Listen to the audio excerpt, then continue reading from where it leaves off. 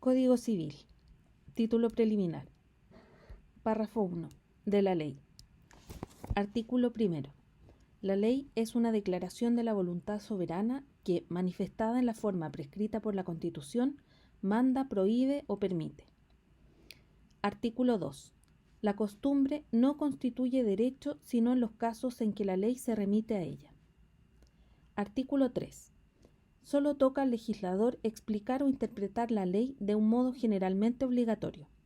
Las sentencias judiciales no tienen fuerza obligatoria sino respecto de las causas en que actualmente se pronunciaren. Artículo 4.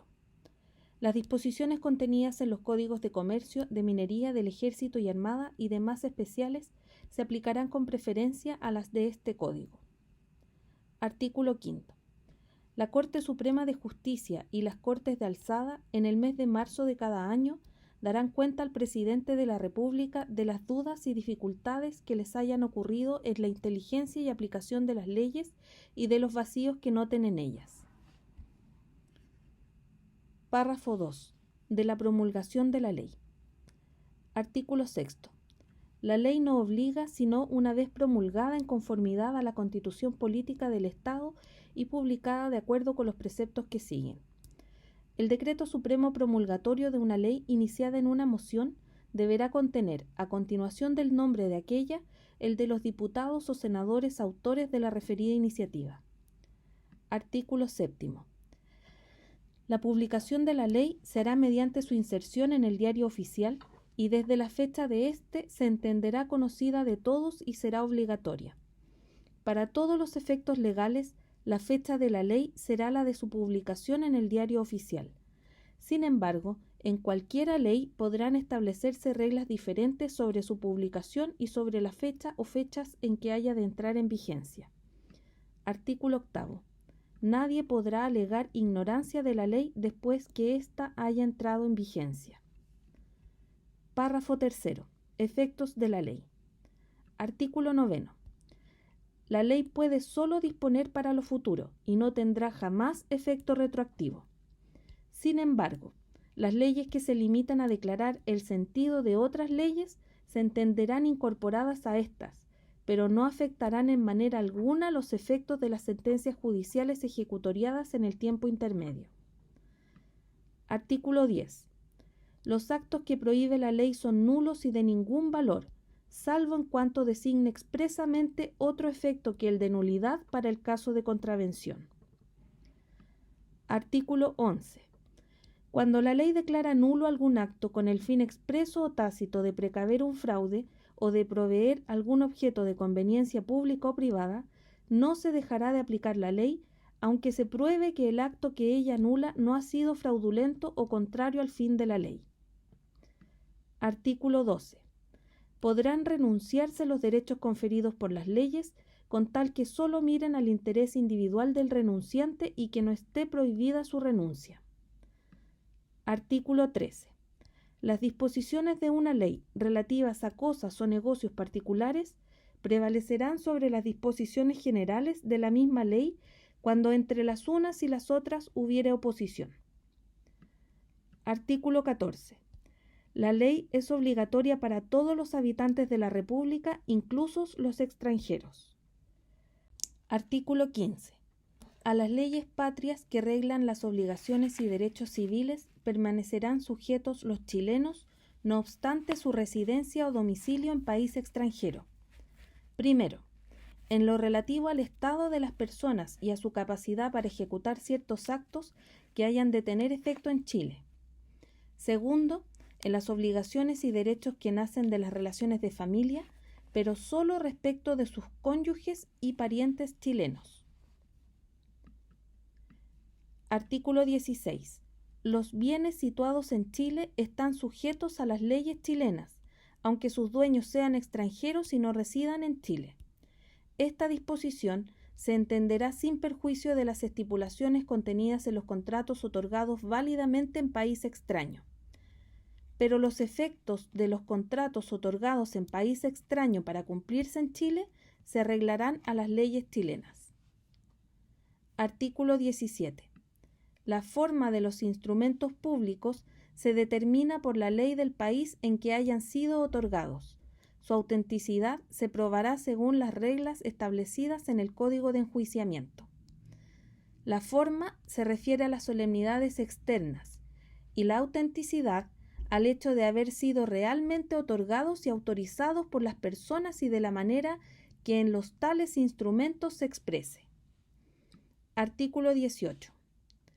En los casos en que las leyes chilenas exigieren instrumentos públicos para pruebas que han de rendirse y producir efecto en Chile, no valdrán las escrituras privadas, cualquiera que sea la fuerza de éstas en el país en que hubieran sido otorgadas. Párrafo cuarto. Interpretación de la ley. Artículo 19. Cuando el sentido de la ley es claro, no se desatenderá su tenor literal a pretexto de consultar su espíritu. Pero bien se puede, para interpretar una expresión obscura de la ley, recurrir a su intención o espíritu claramente manifestados en ella misma o en la historia fidedigna de su establecimiento. Artículo 20. Las palabras de la ley se entenderán en su sentido natural y obvio, según el uso general de las mismas palabras, pero cuando el legislador las haya definido expresamente para ciertas materias, se les dará en éstas su significado legal. Artículo 21. Las palabras técnicas de toda ciencia o arte se tomarán en el sentido que les den los que profesan la misma ciencia o arte, a menos que aparezca claramente que se han tomado en sentido diverso. Artículo 22. El contexto de la ley servirá para ilustrar el sentido de cada una de sus partes, de manera que haya entre todas ellas la debida correspondencia y armonía. Los pasajes obscuros de una ley pueden ser ilustrados por medio de otras leyes, particularmente si versan sobre el mismo asunto. Artículo 23.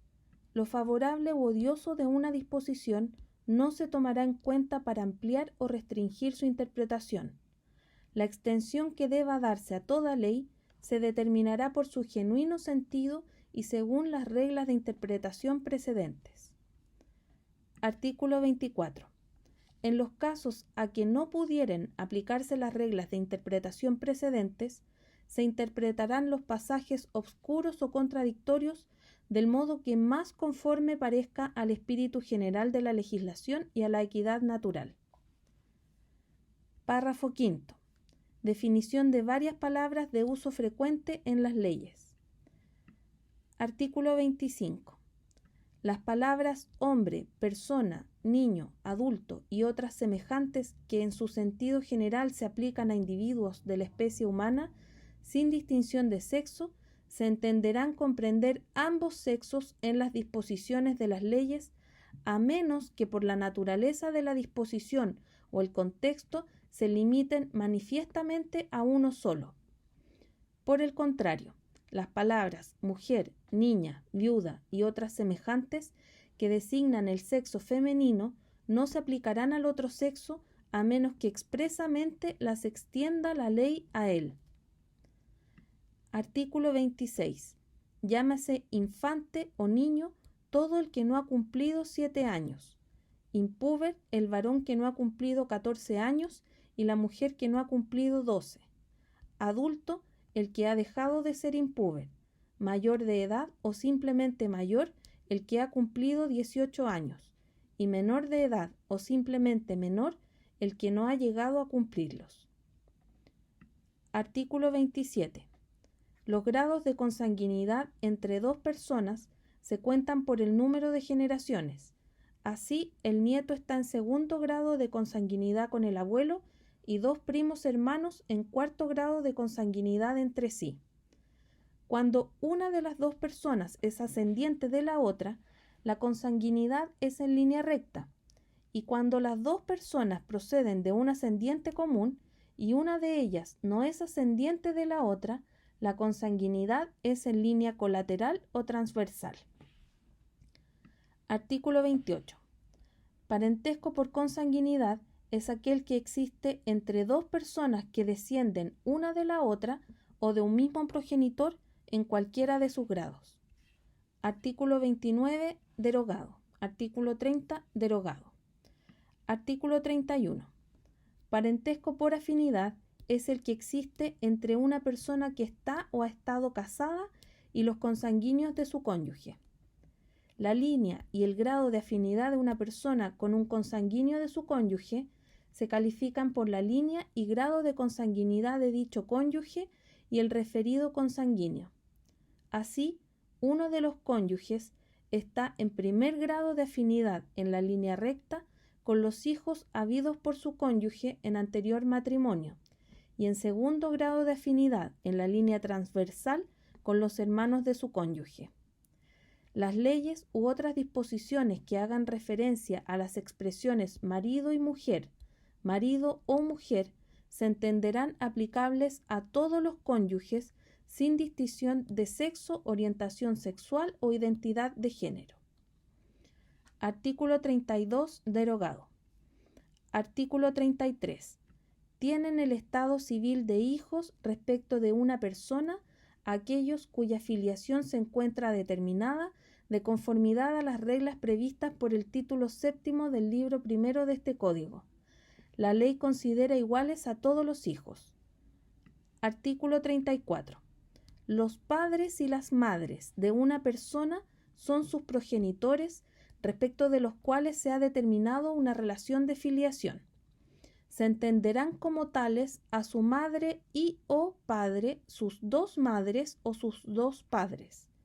Las leyes u otras disposiciones que hagan referencia a las expresiones padre y madre, o bien padre o madre, u otras semejantes, se entenderán aplicables a todos los progenitores, sin distinción de sexo, identidad de género u orientación sexual, salvo que por el contexto o por disposición expresa se deba entender lo contrario. Artículo 35, derogado.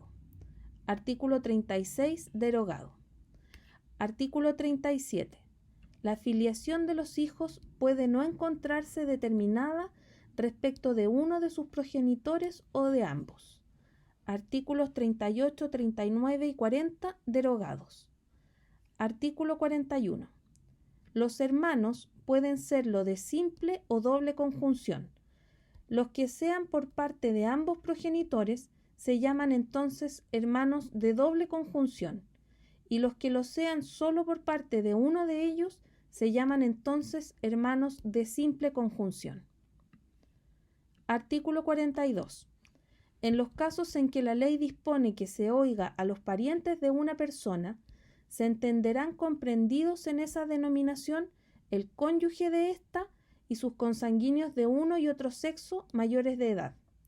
A falta de consanguíneos en suficiente número, serán oídos los afines. Serán preferidos los descendientes y ascendientes a los colaterales, y entre estos los de más cercano parentesco. Los parientes serán citados y comparecerán a ser oídos verbalmente en la forma prescrita por el Código de Enjuiciamiento. Artículo 43. Son representantes legales de una persona uno o ambos progenitores, el adoptante y su tutor o curador. Artículo 44.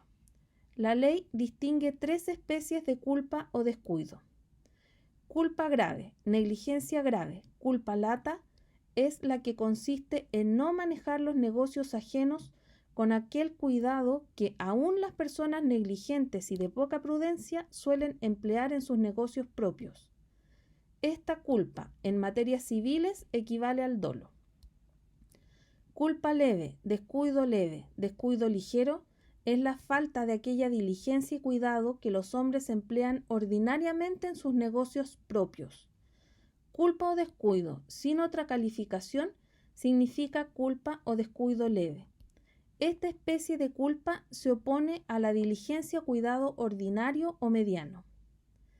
El que debe administrar un negocio como un buen padre de familia es responsable de esta especie de culpa. Culpa o descuido levísimo es la falta de aquella esmerada diligencia que un hombre juicioso emplea en la administración de sus negocios importantes. Esta especie de culpa se opone a la suma diligencia o cuidado. El dolo consiste en la intención positiva de inferir injuria a la persona o propiedad de otro. Artículo 45. Se llama fuerza mayor o caso fortuito el imprevisto a que no es posible resistir, como un naufragio, un terremoto, el apresamiento de enemigos, los actos de autoridad ejercidos por un funcionario público, etc. Artículo 46. Caución significa generalmente cualquier obligación que se contrae para la seguridad de otra obligación propia o ajena. Son especies de caución la fianza, la hipoteca y la prenda. Artículo 47. Se dice presumirse el hecho que se deduce de ciertos antecedentes o circunstancias conocidas. Si estos antecedentes o circunstancias que dan motivo a la presunción son determinados por la ley, la presunción se llama legal. Se permitirá probar la no existencia del hecho que legalmente se presume, aunque sean ciertos los antecedentes o circunstancias de que lo infiere la ley, a menos que la misma ley rechace expresamente esta prueba, supuestos los antecedentes o circunstancias. Si una cosa, según la expresión de la ley, se presume de derecho, se entiende que es inadmisible la prueba contraria, supuestos los antecedentes o circunstancias. Artículo 48. Todos los plazos de días, meses o años de que se haga mención en las leyes o en los decretos del Presidente de la República, de los tribunales o juzgados, se entenderá que han de ser completos y correrán además hasta la medianoche del último día del plazo. El primero y último día de un plazo de meses o años deberán tener un mismo número en los respectivos meses.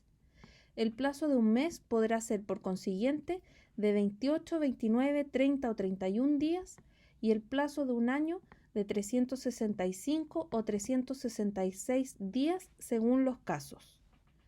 Si el mes en que ha de principiar un plazo de meses o años constare de más días que el mes en que ha de terminar el plazo, y si el plazo corriere desde alguno de los días en que el primero de dichos meses se excede al segundo, el último día del plazo será el último día de este segundo mes.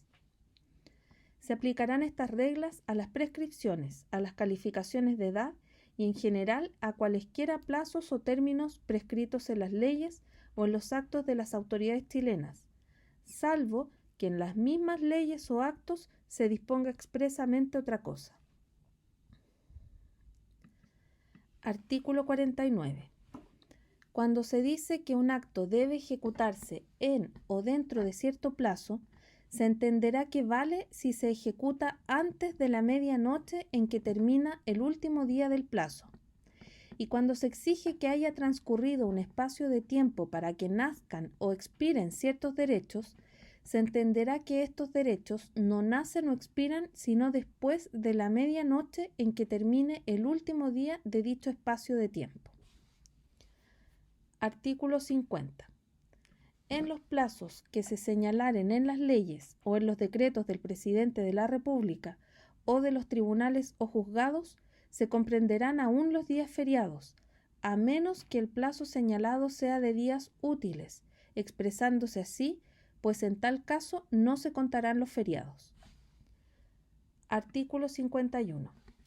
Las medidas de extensión, peso, duración y cualesquiera otras de que se haga mención en las leyes o en los decretos del Presidente de la República o de los tribunales o juzgados se entenderán siempre según las definiciones legales y a falta de éstas en el sentido general y popular, a menos de expresarse otra cosa. Párrafo sexto. Derogación de las leyes. Artículo 52. La derogación de las leyes podrá ser expresa o tácita. Es expresa cuando la nueva ley dice expresamente que deroga la antigua. Es tácita cuando la nueva ley contiene disposiciones que no pueden conciliarse con las de la ley anterior. La derogación de una ley puede ser total o parcial. Artículo 53. La derogación tácita deja vigente en las leyes anteriores, aunque versen sobre la misma materia, todo aquello que no pugna con las disposiciones de la nueva ley.